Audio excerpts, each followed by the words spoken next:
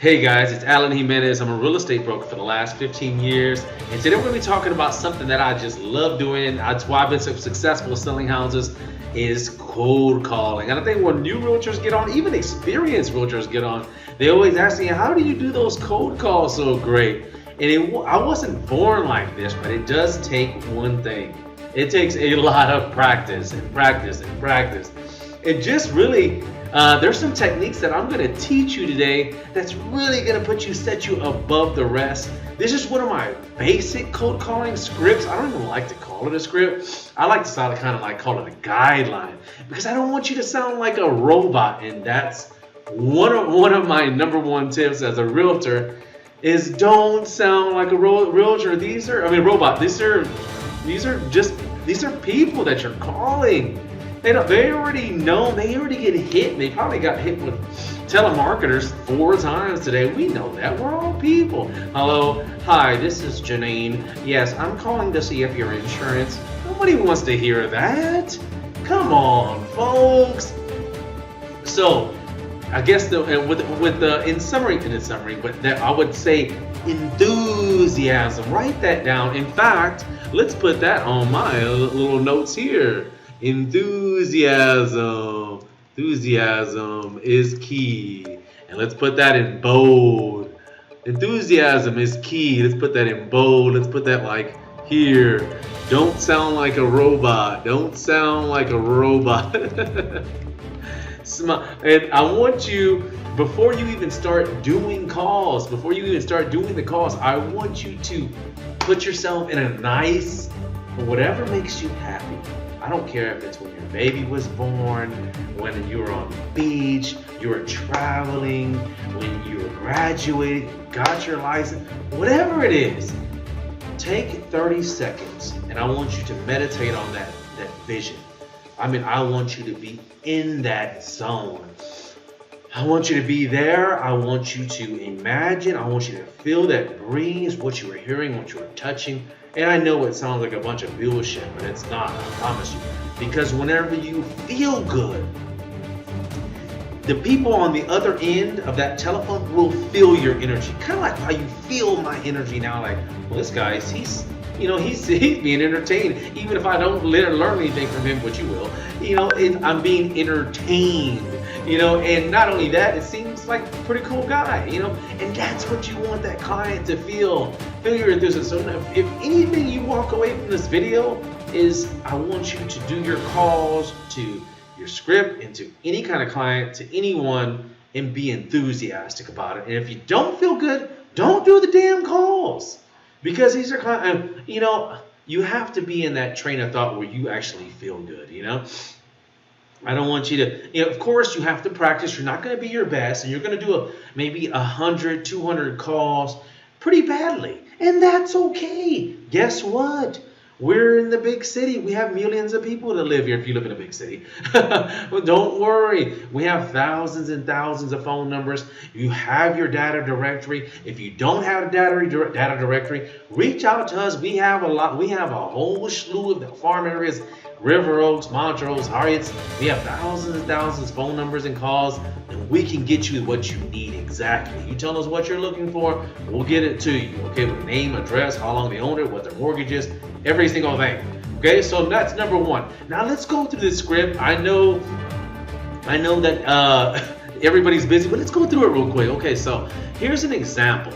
One other thing we need to do is we need to get them to talk.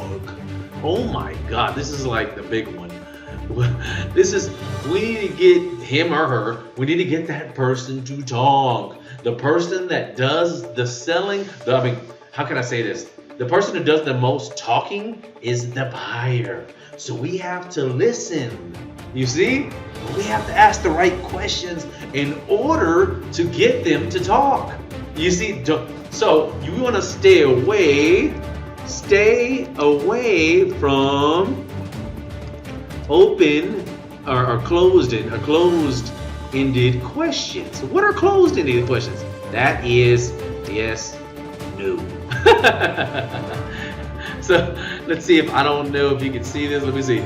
You got to get him to talk. Stay away from closed-ended questions. So things like, would you be interested in selling your property? No. Click. You see? Would you be interested in buying this? No. Well, anything that has a yes or no, you kind of want to stay away from that as much as possible. And you want to use pronouns to refer to him or her as much as possible, even their name. So we give you the data directory. We give you the directory with their name. So, hey, is this James? James, this is Alan. I'm so sorry to bother you right now. But, I was doing some I was doing some door knocking in the neighborhood. I ran across your house. Absolutely beautiful. Wow. Who does your lawn work? Just whatever. I love that location. How long have you been living there?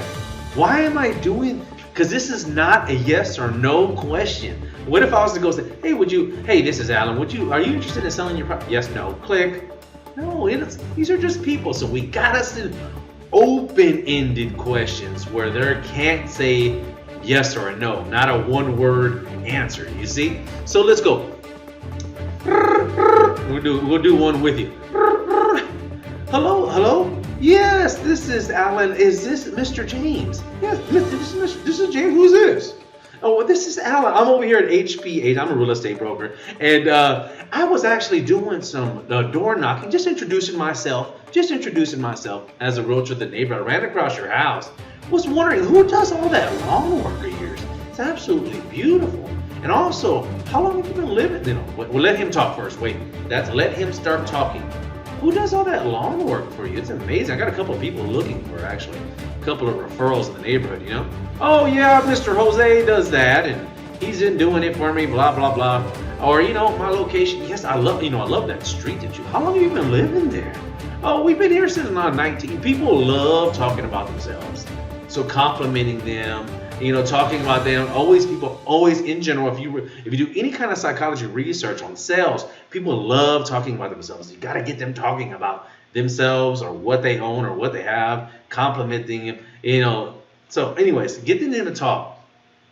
Once you get that information from, you know what, Jose does that. Yeah, we've been here for 15. You know what? Now that you mention it, Mr. James, I've got a client of mine. I don't know if you know her name's Sarah Smith.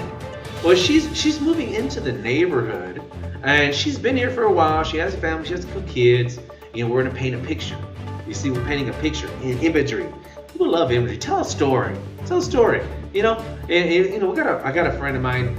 We're looking for a house, Mrs. Smith. You don't know her. You know her? She has that cute blonde hair with the blue eyes. Really a cute lady. She has those 2 kids, Jason and whatever the case may be. No, I don't know her. Sounds like a wonderful lady. Wow. Hey, you know what? I was thinking about selling the property, but I just don't know. I don't know what the hell the market. Well, you know what I can do for you? It's absolutely free to you, so don't worry. I don't have to sign anything. I don't want you to feel anything like I'm trying to trap you in some kind of contract. I can drop off a report, maybe introduce myself whenever you get some time. When are you get off work today or tomorrow? We get off around 5:30, 6 o'clock. Okay, I'll drop in around 6:15. Let yourself get comfortable. I'll drop off a report just about what the sales are off. Now, you always come with something of value.